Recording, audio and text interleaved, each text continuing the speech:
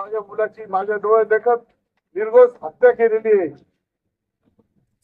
त्यासाठी भोगले साहेब, करंदादा, शिंदे वगैरे सगळेच मान्यवरांनी माझी मदत केली, सगळ्यांनी माझा मदत केली, सर्व श्रीरामपूरकरांनी केली, तालुक्याने केली. अशी घटना परत घडू नये म्हणून सर्वांनी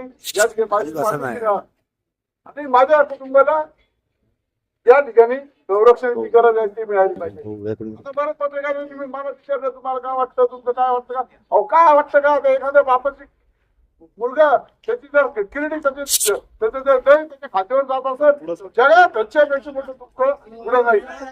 या ठिकाणी मी तुम्हाला सांगतोय, आपले उपमुख्यमंत्री शिंदे साहेब इतर मुलगा मारलेले हे त्याला विचारा, मुलगा मारल्यावर बापाचा दुःख काय असतं.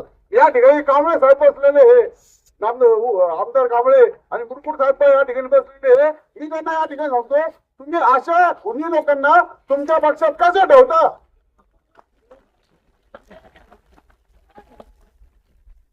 एकनाथ शिंदे साहेब या राज्यात इतकं चांगलं काम करतायत, त्यांच्या कानापर्यंत पोहोचत नसेल ही तुमची जबाबदारी आहे. या गुंडाला खुनीला या शहरातून सगळीकडून हद्दपार करा, याचा इन्काउंटर करा, त्याला पक्षातून काढून टाका,